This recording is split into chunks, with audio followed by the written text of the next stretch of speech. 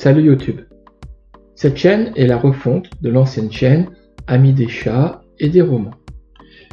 Alors, aujourd'hui dans la catégorie Balance ton veto, nous allons parler d'hygiène douteuse lors des soins chez les vétérinaires, en tout cas un des miens. C'est un thème qui figurait déjà sur l'ancienne chaîne Amis des chats et qui a été réadapté.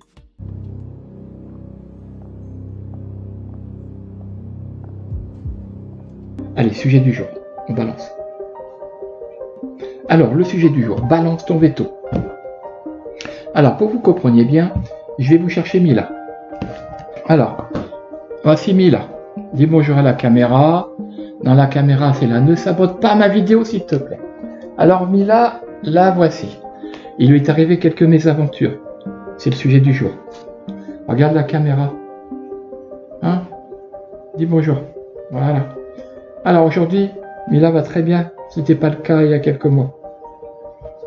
Allez, hop, parti.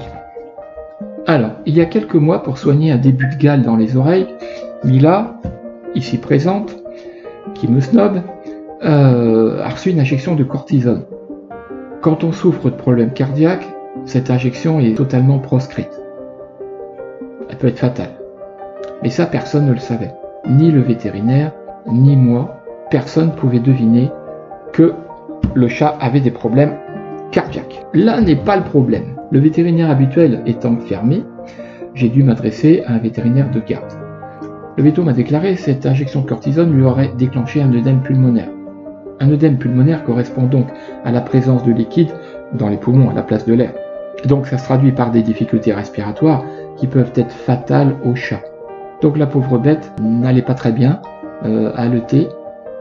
Mila donc était prise en charge pendant 3 jours, donc de nuit, dans cette clinique vétérinaire située à Abbeville, 80-100.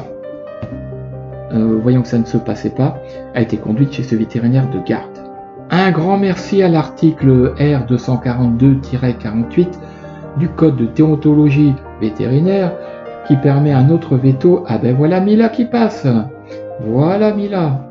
Qui permet à un autre veto d'assurer la continuité des soins à un animal qui lui est confié. Un grand merci à ce code.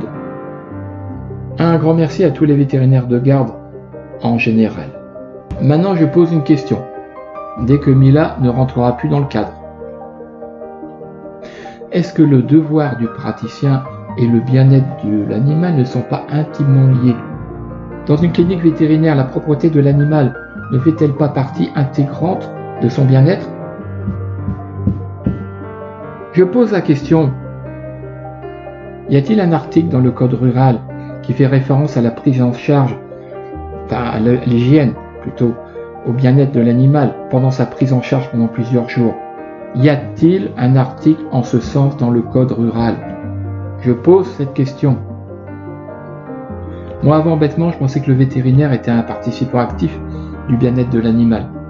Bah je me trompais. Bien-être et propreté ça va de pair, non? Bah pas pour tout le monde. Bon après je peux me tromper. Mais je pose la question. Et si je me pose toutes ces questions, c'est parce que Mila, quand on me l'a rendue dans sa cage de transport, où j'avais glissé un plaid pour le confort, ça rime. C'était une puanteur absolue. Le chat était resté dans sa caisse probablement plusieurs jours, dans sa pisse, une pisse macérée. Le chat empestait. Est-ce que c'est normal? Une horreur olfactive. Est-ce que c'est normal? Quand on m'a rendu mon chat, c'était après avoir payé.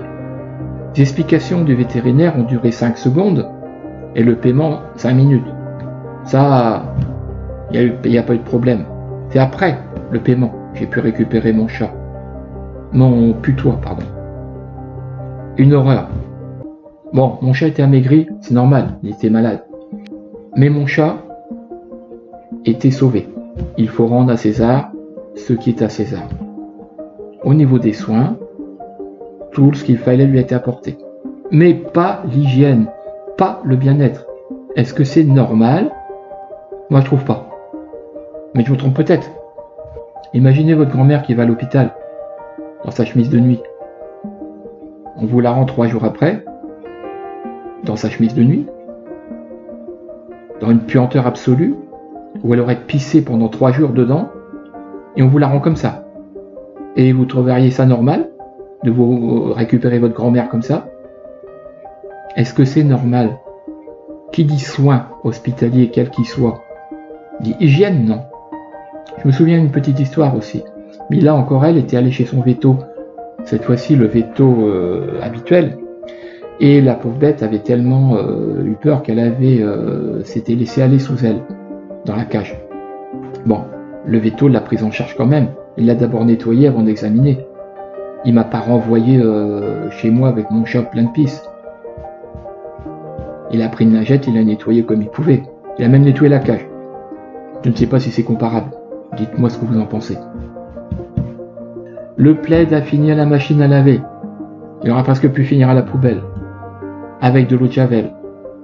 La cage de transport a fini dehors au Karcher. Avec de l'eau de javel. Le chat, il a fini dans le lavabo. Avec plusieurs gants humides. Plusieurs jours pour essayer de la nettoyer correctement. Curieusement, elle s'est laissée faire. Elle qui déteste l'eau.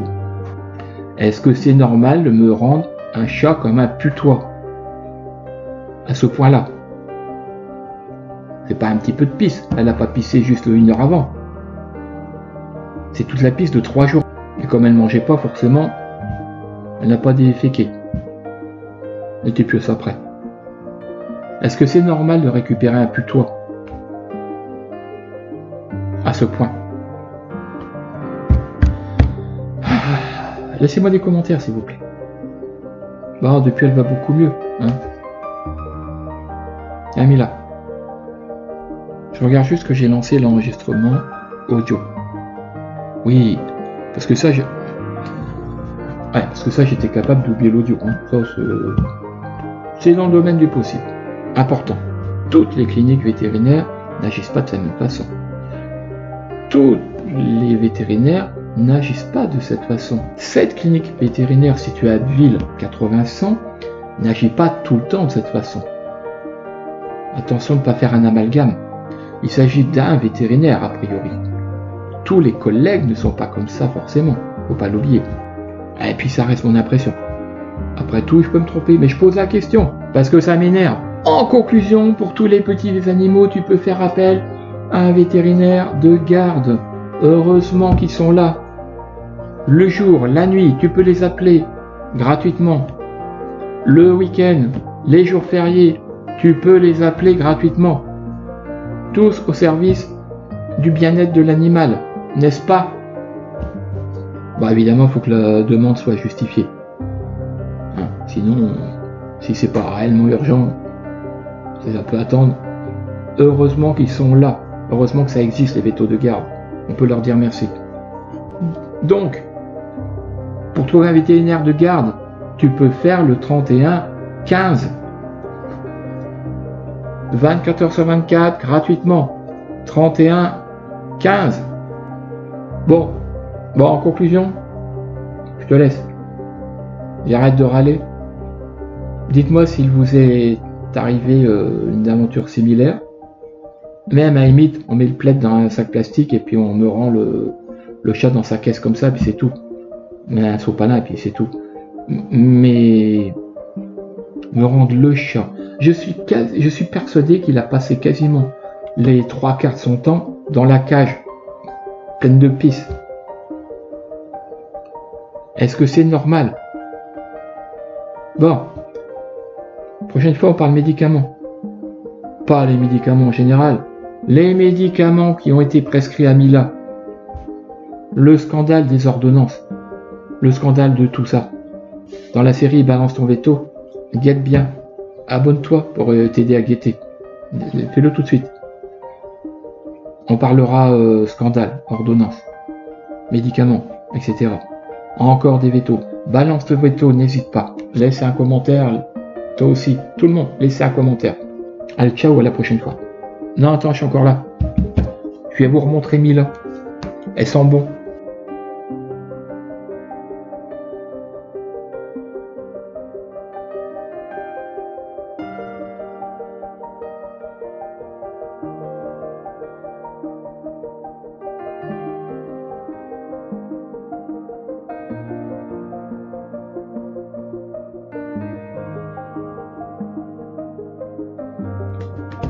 À bientôt avec Mila.